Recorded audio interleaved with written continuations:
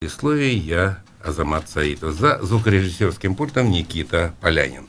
Напоминаю для наших подписчиков в социальных сетях, что радиоэфир также транслируется в прямом доступе в Фейсбуке, Ютубе. Итак, мы начинаем. Как известно, праздник хоккея, которым жили башкирские болельщики с августа прошлого года, для нас завершился на полпути к финалу Восточной конференции. И вот на минувшей неделе руководством республики была дана оценка пройденному командой и его тренером Эрки Вестерлунгом. Клуб расторг контракты с рядом игроков, финский специалист был отправлен в отставку. Временно новым наставником команды Салават Юлаев стал, наконец-то, наш земляк Николай Цулыгин. Но нашли ли мы, наконец-то, истину? Попробуем разобраться во всем этом с моим сегодняшним собеседником, руководителем Федерации хоккея Башкортостана Александром Николаевым. Приветствую и вас. Добрый день. Ну, первый вопрос такой тестовый, что ли. Вот противостояние Акбарса с Трактором. Вы за кого болели? За Казань или за Челябинск? Я болел за хороший хоккей, за красивый хоккей, прежде всего. А если честно? Честно, я смотрю чисто профессионально. Нет, дело в том, что я накануне эфира спрашивал своих знакомых, за кого они болели. Так вот, большинство говорят, мы, говорят, топили за Трактор. То есть топили не за Трактор, но болели против Акбарса. В принципе, вот это, наверное, объяснимо, потому что Казань и Уфа – это извечные соперники по зеленому дерби, поэтому у нас, может быть, отношения между республиками хорошие, язык вроде бы общий такой какой-то, и ментальность одна, и даже вот на деревенских посиделках, скажем, поем одни и те же песни с разным акцентом. Но вот когда Салават Юлаев и Акбар, здесь вот включается совершенно другое какое-то болельческое вот состояние души.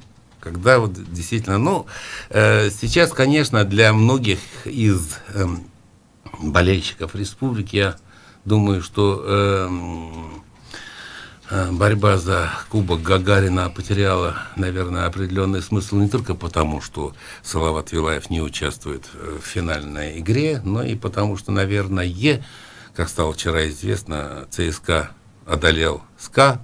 И очень многие говорят, что это, в принципе, было предсказуемо. В прошлом году СКА дали кубок подержать, в этом году, возможно, это получится у ЦСКА, если, скажем, в противостоянии Роснефти и Татнефти победит Роснефть, конечно.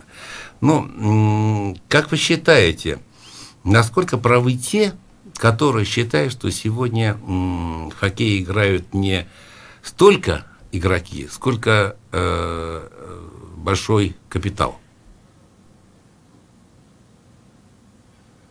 Вот такое вот неожиданное начало разговора я вам предлагаю. Я хотел бы заметить, что бюджеты клубов, ведущих клубов, они, в общем-то, серьезные. И хотелось бы заметить, что, ну, взять давайте по нашему хоккейному клубу, да, то, что именно контракты на сегодняшний день хоккеистов не соответствуют уровню мастерства, в первую очередь. То, что именно не все игроки соответствуют уровню сумм, которые прописаны у них в контрактах. Ну, я не знаю, есть ли вообще шкала мерила соответствия уровня мастерства хоккеиста какой-то сумме. Ну, мы, наверное, к этому еще и вернемся, но вот, знаете, вот фанаты – это люди необъективные. Вот те, кто болеет против их любимого клуба, они могут, по сути, это порвать на флаге. Но вот в случае с дальнейшей судьбой Салавата Юлаева вот наблюдается, может быть, я ошибаюсь, более чем странное единодушие. Вот в своих претензиях большинство истых болельщиков башкирской команды сходится во мнении с остальными жителями республики, далекими от хоккейных страстей. Но башкирский хоккей идет не тем путем. Вот как вы прокомментируете вот эти слова? Ну, давайте мы вернемся на 15-й год, да, когда поменялся спонсор все прекрасно помните, что до этого финансировал и успешно финансировал это благотворительный фонд «Урал». И были, в общем-то, медали и кубки, да, Гагарина. Это то, что именно при предыдущем спонсоре. Вот. В 2015 году поменялся титульный спонсор. Да? Вы прекрасно знаете, что компания «Башнефть» стала финансировать. И управление, заметьте, управление хоккейным клубом перешло кому? Потому что именно главе республики. И началось это, прежде всего, ручное управление. То, что именно все назначения в системе хоккейного клуба согласовываются с главой республики. Вы заметьте, то, что именно все он выстроил так, то, что именно что люди, начиная от генерального директора, вы вспомните, 2015 год, сразу такое назначение было, ну, для меня, конечно, удивительно, то, что именно господина Симака, в общем-то, бывшего хоккеиста, за какие только заслуги его взяли и назначили. Ну, для всех специалистов хоккея это было, конечно, удивительно. Ну, давайте понимаете? Мы поясним все-таки именно нашим радиослушателям, которые далеки вот от этих событий, что в 2015 году была создана в республике объединенная ассоциация. В 2016 году. Да, в 2016 году. Но я хотел бы сейчас... Объединенная конференция хоккея. Объединенная федерация хоккея Республики Башкирия. Да, а до этого хоккейными делами и подготовкой кадров хоккейных занималась ваша федерация, которая была создана в 2000 году. Да. И вот начиная с 2015 года у нас в республике толкаются локтями на хоккейном, скажем, подиуме ваша федерация и объединенная федерация. Да, есть такое. Вот поясните я тогда. бы хотел как бы вот начать того, что именно что вот с 2015 года, как это происходит. Я даже через какой-то промежуток времени даже напишу книгу по этому поводу, то что у меня все как будто все в одном дне все это происходит, вот за это с 2015 года по 18 3 года, как будто все в один день. Вот. И то, что заметьте, то, что мы поставили господина Симака, вы вспомните сразу увольнение главного тренера Рюзинова. За что, как, что он, то есть сформулируйте вопрос, почему его уволили, никто не смог сформулировать. Господин Симак решение там принял или господин Хамитов, то есть, ну, это вопрос уже того дня.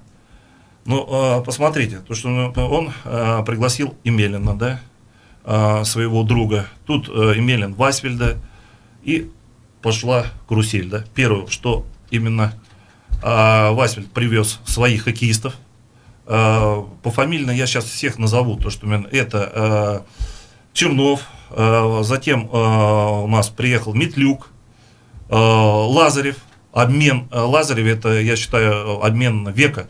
То, что именно взять Лазарева сюда, а отдать наших воспитанников, хоккейная команда «Автомобилист», откуда пришел Васвельд, да, последний клуб работы. И получается то, что именно наши воспитанники уезжают, это Василевский, Алексей, Панков, Саша и Митрофанов. То есть и представляете, то, что именно наши воспитанники уезжают туда. Иными словами, если я вас правильно понял, в 2015 году произошла вещь следующая. Большинство воспитанников башкирского хоккея не нашли себе места в команде республики и вынуждены были уехать в другие регионы. Да. А на их место приехали люди, которые, в принципе, никогда доселе с республикой не были связаны. Я правильно сформулировал? Они не готовы под большие задачи. У нас клуб серьезный, да, хорошими намерениями. Топовый клуб континентальной хоккейной лиги. И игроки соответствующего уровня должны играть в этом клубе. И то, что именно, заметьте, такие решения принимаются, да, то, что генеральным директором, я хочу сказать, это по Симаку, не по Сеньке шапка. То, что именно эту должность, то есть непосредственно дали ему просто как бы того, что именно вот ты хоккеист есть сегодня, да, бывший хоккеист, вот иди руководи этим клубом хоккейным. И что он сделал? То, что именно клуб стал все ниже, ниже, ниже. То, что именно по того, что прежде всего по трансферной политике, то, что именно что происходило. Затем непосредственно выступление в этом хоккейном сезоне, вспомните, 15-16 года. Он отработал сколько? 9 месяцев. Потом следующий генеральный директор пришел хоккейного клуба работать. Это о чем-то уже... Вами здесь не движет личная обида, что вот вы с 2000 года по 2015 доминировала ваша федерация, и тут появилась вновь созданная объединенная федерация, и вопросы комплектования главной команды республики перешли к этой объединенной, нет? Нет, объединенная федерация еще в 2015 году, в октябре месяце она сформировалась, как я помню дату, да. То, что именно они не занимаются, вы поймите, это другая юридическая форма. Я потому и спросил, да, какие цели, задачи. Вот, насколько я понял, вы общественная организация. Мы общественная организация. Та объединенная, это коммерческая структура. Она ООО, там 4 физлица. Ну, коммерческая, будем называть вещи своими именами. Коммерческая. Да. 4 физлица создали, как бы. И тут заметьте, то, что именно чиновники с правительства они поддерживали. Я помню, это 15 или 16 октября было 2015 года в здании конференц-зале Министерства молодежной политики и спорта, то, что, где там находился и господин Никерин, где он возглавляет департамент, да, молодежной политики и спорта, да, и туризма по взаимодействию власти. Ну, о чем-то уже говорит.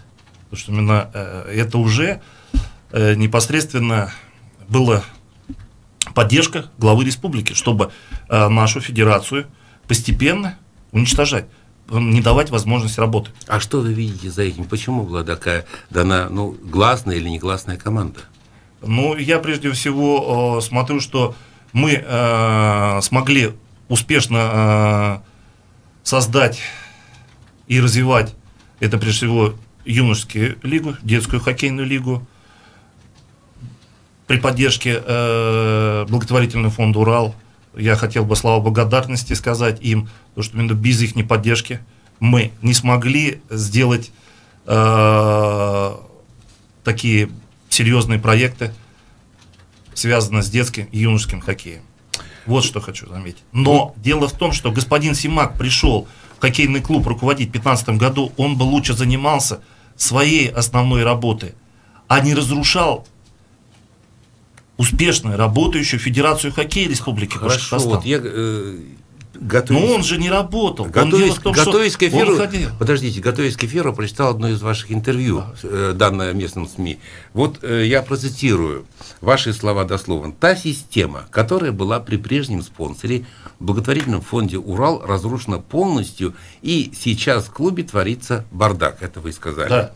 Я согласен. Вот что это была за система, и не здесь ли кроются главные беды? Не секрет, что взаимоотношения между бывшим и нынешним руководством республики, они не сложились по сей день. Не в этом ли одна из бед, что ваша федерация была создана при прежнем руководителе республики? Ну, возможно. Вот такой фактор тоже не исключается. Но нужно же работать и развивать хоккей, а не то, чтобы страдало общее дело, то, что это прежде всего дети, да, чтобы они не страдали. Сейчас на сегодняшний день же много соревнований разрушено при такой работе. То есть вы хотите сказать, что здесь, может быть, сработали чисто человеческие амбиции? Я уверен, да. Сейчас я уверен, да, что это человеческие амбиции, как руководителя главы республики.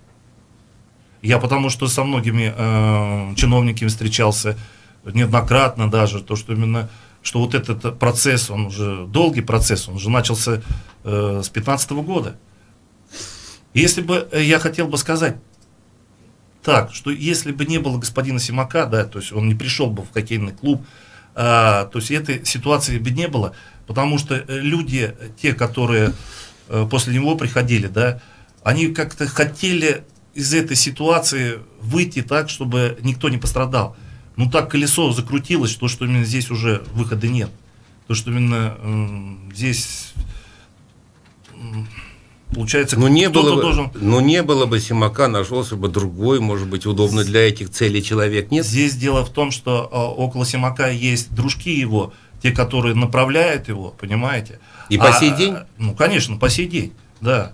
И дело в том, что этот человек должен прежде всего думать и правильно мыслить, но он этого не делал. Вы поймите, что вот сейчас ситуация какова? То, что даже придя генеральным директором, он тренерам, там некоторым по возрастам говорил, что этого мальчика ты не должен ставить на игры.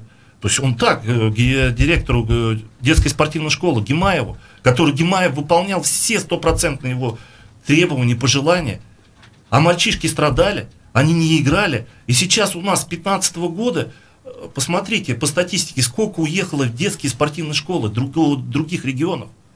И это господин Хамитов не знает? Ему эту информацию не дают?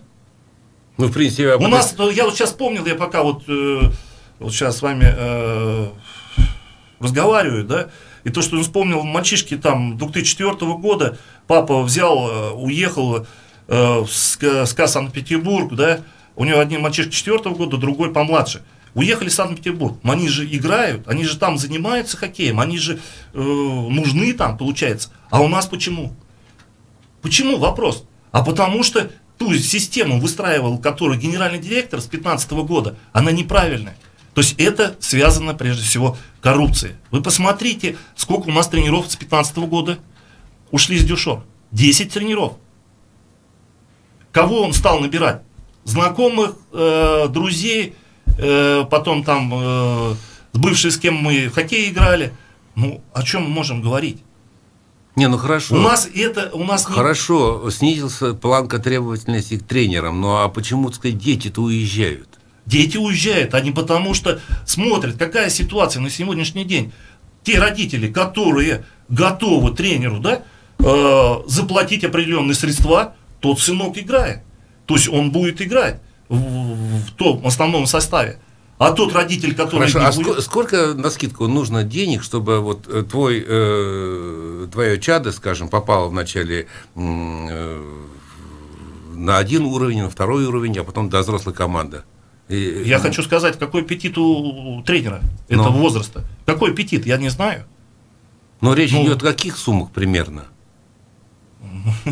Я же вам говорю, то, что именно у каждого тренера свой аппетит и свое расходование своих средств. То есть, иными словами, входной билет в главную команду республики, он тоже стоит денег, и денег немалых, да? В главную команду это Салават Юлаев, вы видите, в команду мастеров, но здесь другая ситуация, здесь работают агенты, и агенты работают непосредственно с генеральными менеджерами клуба, да? То есть там вот где кроется что? Я не работаю в системе хоккейного клуба. Тогда, когда будет все прозрачно, да, то, что именно для жителей республики, да, то, что именно какой бюджет, куда затрачиваются средства на трансферную политику хоккейного клуба, сколько денег затрачивается. Он сегодня не прозрачен? Нет. Вы видите, хоккейный клуб государство в государстве на сегодняшний день. Он не прозрачен. Понятно.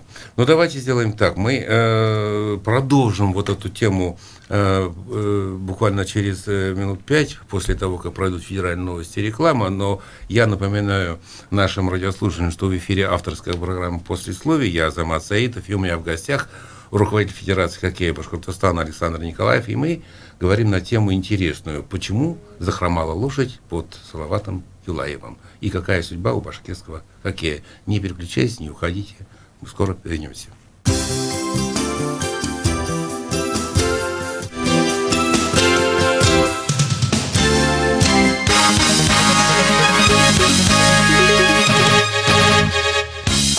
В Москве 13 часов 30 минут. На их новости. На бирже в Москве падает рубль. Евро превысил 73 рубля впервые с осени 2016 года. Курс доллара стоит 59 рублей. На фондовом рынке падают основные индексы. РТС и ММВБ потеряли 9-11%.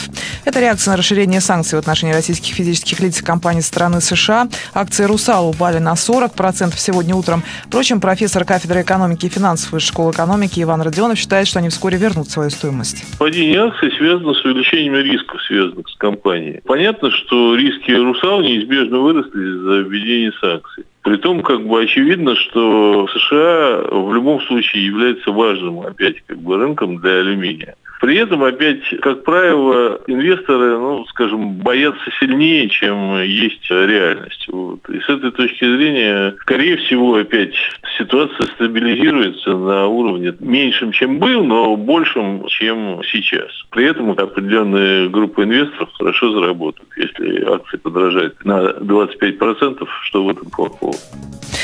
Еврокомиссия изучает последствия для ЕС санкций США против «Русала», которые, кстати, уже предупредила о риске технического дефолта. В Организации по запрещению химоружия изучают информацию о предполагаемой химической атаке в сирийском городе Дума. Эксперты уже занимаются сбором сведений из всех доступных источников. Ранее Дональд Трамп обвинил Россию и Иран в поддержке режима Башара Асада. Россия опровергла информацию о бомбе с хлором, которую, как утверждают американцы, сбросили сирийские военные на Думу, и в итоге могли погибнуть до 40 человек. Глава МИДа России Сергей Лавров сообщил сегодня, что российские специалисты выезжали на место событий и не обнаружили следов применения хлора. Глава Совета народных депутатов Кемеровской области досрочно подал в отставку, чтобы на эту должность могли избрать Амана Тулеева. Алексей Синицын заявил, что это будет справедливо и корректно, так как именно Тулеев привел «Единую Россию» к победе во время последних выборов. Напомню, ранее несколько депутатов Госдумы обратились к Синицыну с просьбой уступить место бывшему губернатору. Впрочем, в руководстве «Единой России» тогда сказали, что народ этого не поймет. Аман Тулеев ушел в отставку с поста главы региона после пожара в торговом центре «Зимняя вишня». На закрытом мусорном полигоне Анина Московской области сегодня зафиксировано задымление. Как сообщает администрация Русского округа, на место выехала машина с грунтом для тушения очага, однако активисты перекрыли въезд на полигон. Сейчас свалку готовят к рекультивации. Полигон Анина работал с середины 70-х годов и был закрыт в 2016-м. Он принимал отходы со всей территории Русского округа и частично из Звенигорода и Истры. О погоде в Москве. Сейчас плюс 16 градусов, давление 751 миллиметр ртутного столба, относительная влажность воздуха 32%. Ночью обещают плюс 5-7 градусов, завтра днем плюс 16-18, с местами возможен небольшой дождь. Марина Старцева, служба информации, Эхо Москвы. Реклама. Афиша исторического парка «Россия. Моя история». Исторический парк «Россия. Моя история» – это масштабный мультимедийный комплекс, в экспозициях которого представлена вся история России от конца первого тысячелетия до современных дней. Более чем тысячелетняя история страны дается здесь панорамно при помощи современных технологий. Это настоящий живой учебник истории России, полюбившийся школьникам и студентам за свою наглядность и увлекательность. Материалы экспозиции рекомендованы Министерством образования и науки Российской Федерации и расположены на площади более 7000 квадратных метров. Уточнить любую интересующую информацию можно по телефонам 287 29 53 и 286 6066. Телефон рекламной службы «Эхо Москвы» в Уфе 216 35 99. Будет реклама, будет и эхо. На то мы и партнеры. Послесловие с Азаматом Саидовым. Мы продолжаем работу в прямом эфире. Это авторская программа «Послесловие». Я Азамат Саидов. И у меня в гостях руководитель Федерации хоккея Башкортостана Александр Николаев. И мы пытаемся найти ответ на простые вопросы.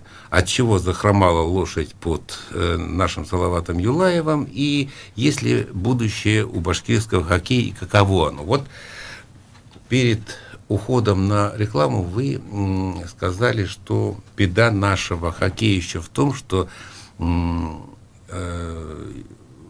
него ручное управление, и что для хоккея, башкирского хоккея в частности, это губительно. В чем губительно, на ваш взгляд? Вот такой принцип управления, руководства командой.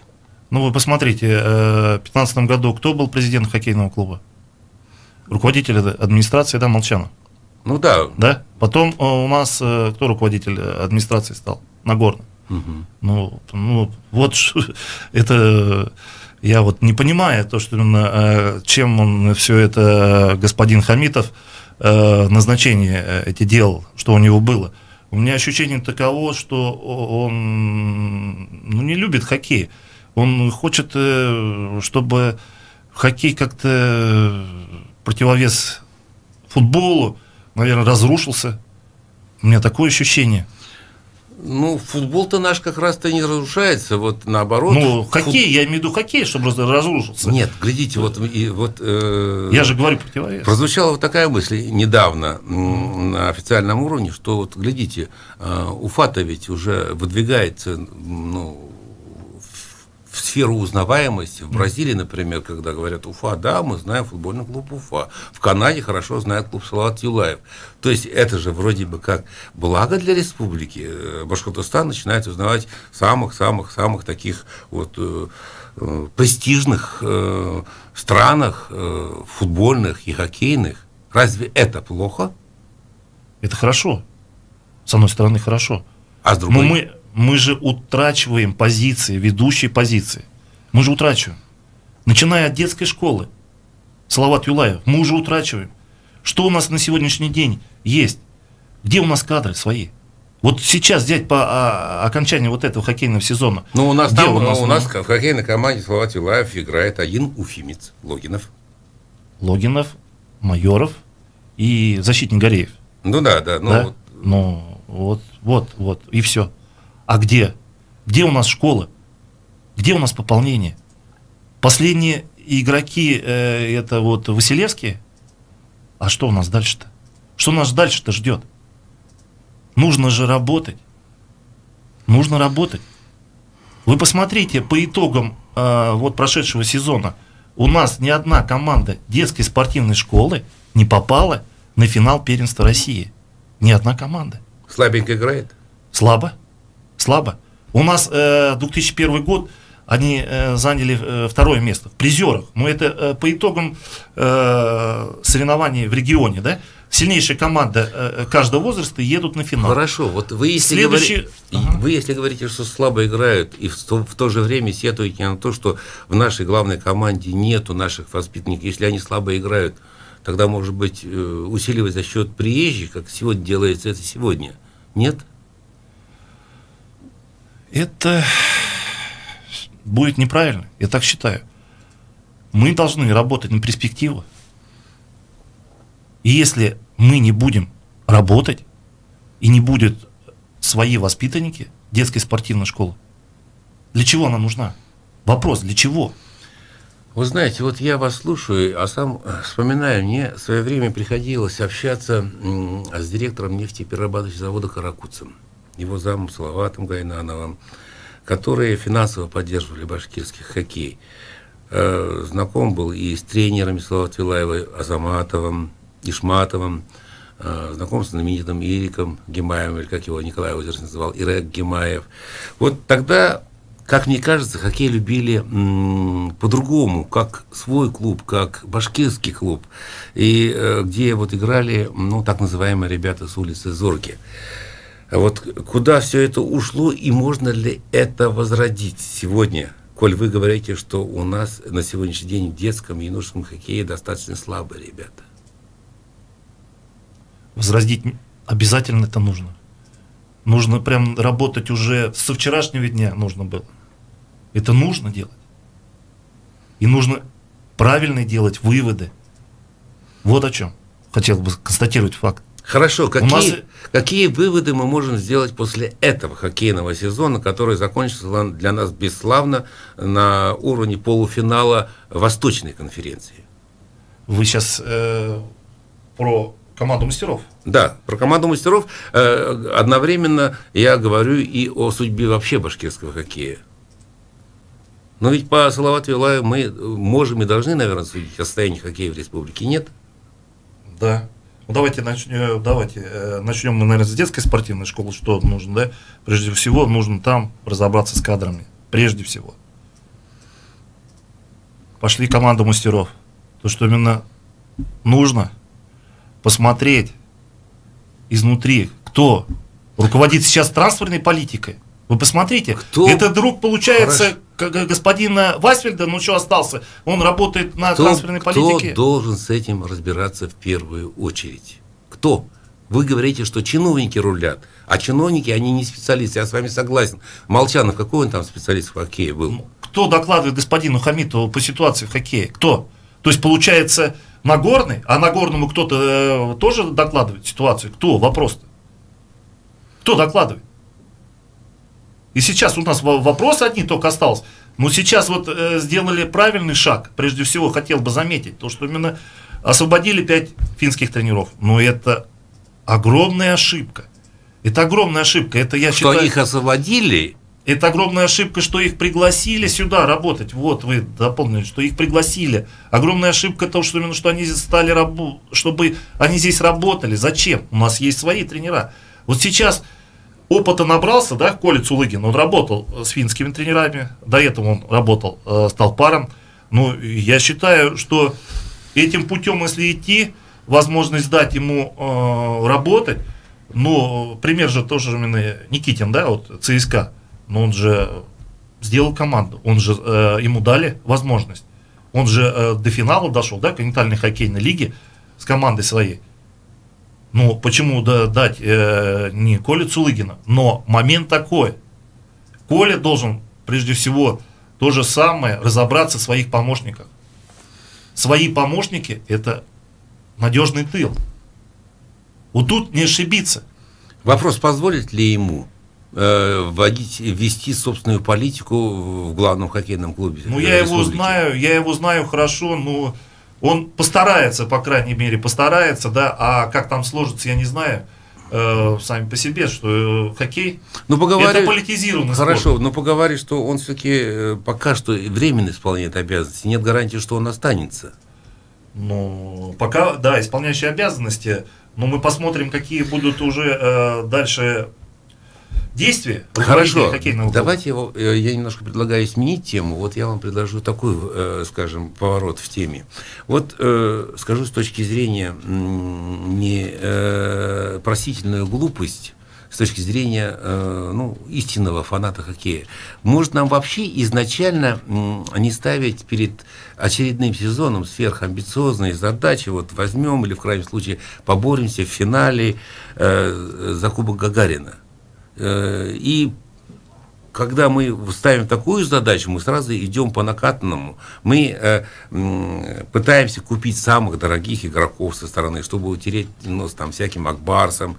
Но люди ведь, начиная вот с августа, начинают ходить на хоккей не для того, чтобы просто болеть за команду. Они подспудно хотят, наверное, и любить и обожать своих игроков, но это же игроки, вчерашние гладиаторы с другого города, с другого региона. Они приехали, перекрасили на щите название клуба, сыграли за нас. Не получилось, переедут в другой город.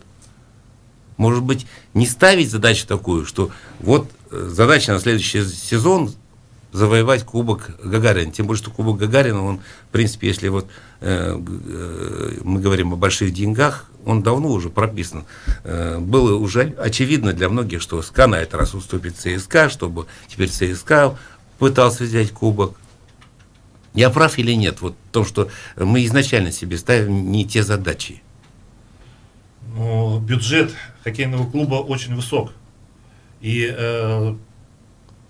из-за этого и задача ставится, да?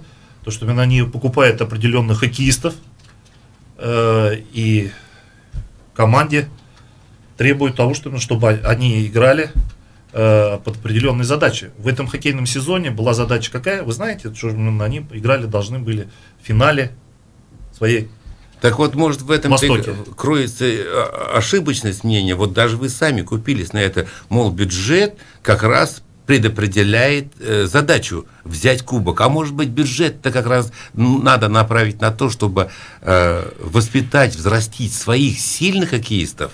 Все правильно. Ну, Аллах не с этим Кубком Гагарина в этом году, в следующем году. Нужно сделать как?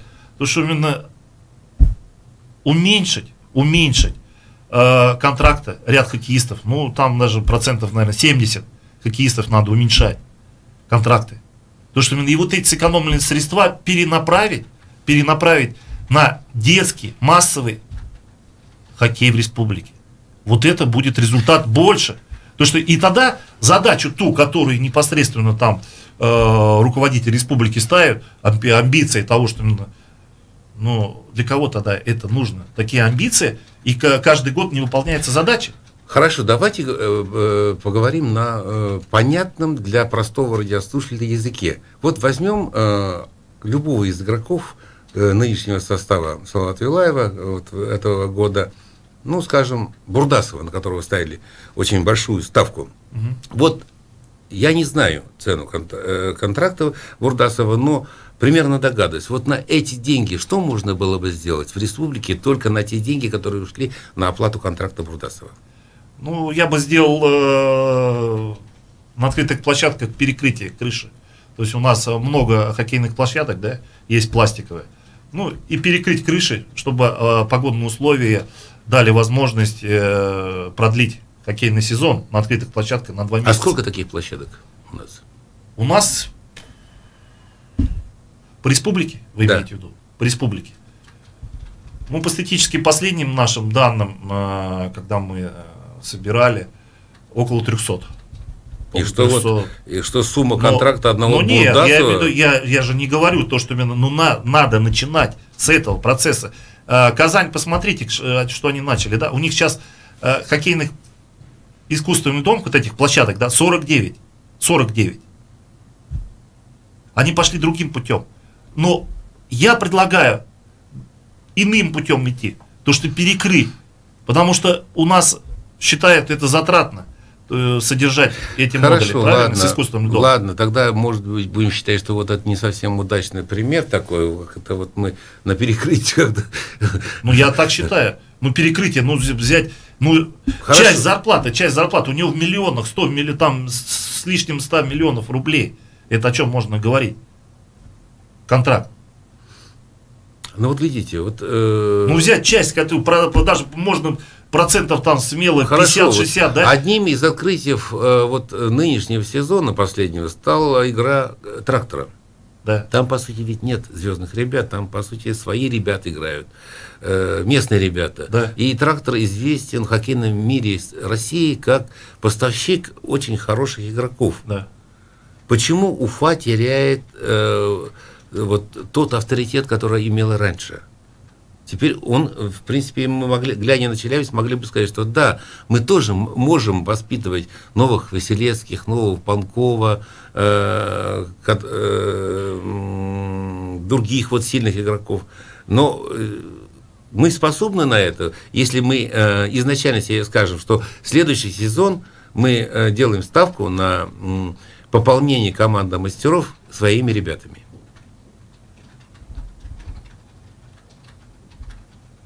Полностью?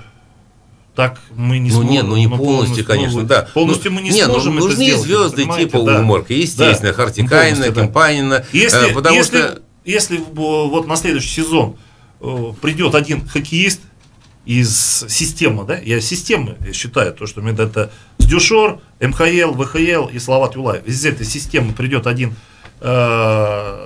воспитанник, это будет хорошо. Один команда мастеров. Но вы посмотрите, результаты нашей школы сейчас не красят. У нас сейчас результаты не те, которые нужно.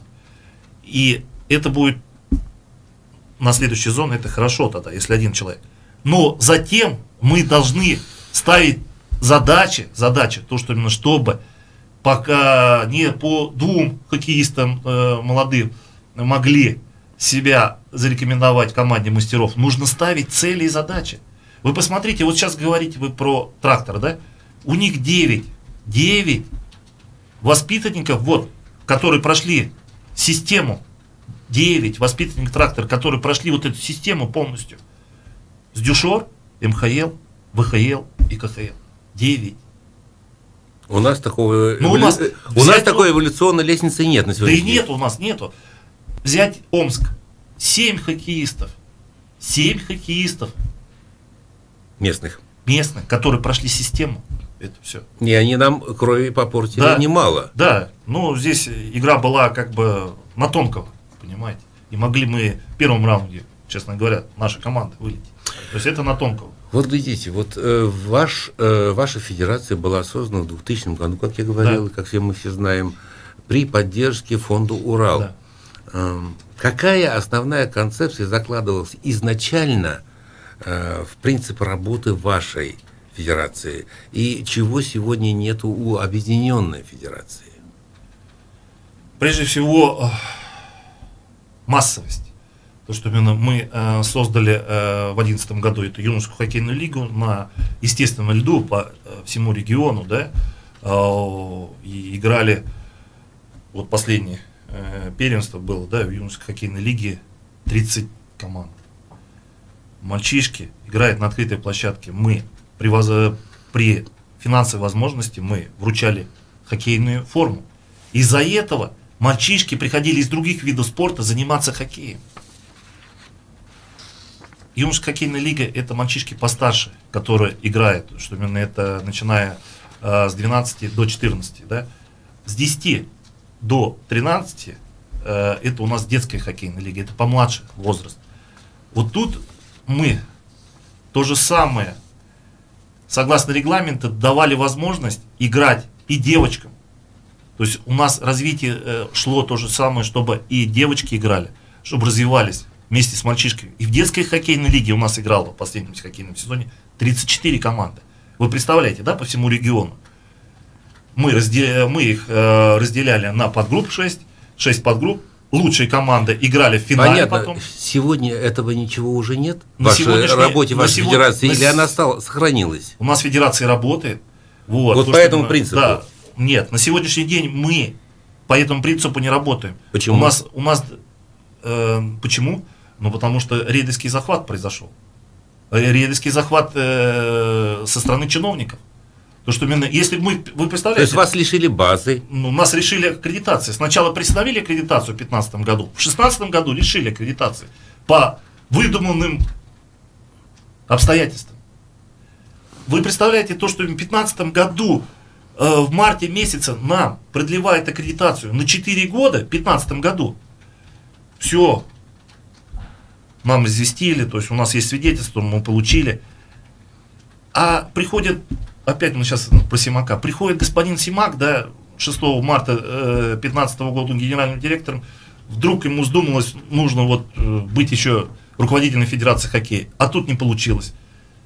Тут они создают свою федерацию. Вот что момент. И у него поддержка-то, у генерального директора того времени была чиновников. И посмотрите, в 2015 году нам дают аккредитацию, и тут же нас приостанавливают аккредитацию. Зачем? Вы что делаете, чиновники? Подождите, может быть, Симак руководствовался благими помыслами, может быть, вам надо было тогда еще найти общий язык в 2016 году и сообщить... В 2015 году. В 2015 году. И общими усилиями, может быть, сохранить ту модель подготовки хоккейных кадров, которая существовала, начиная с 2000 года. Я с удовольствием готов был, да, неоднократно встречался, но то, что именно он говорил, я буду руководителем, вот, председатель, там, президент, ну, хоть кем, вот я буду, и все.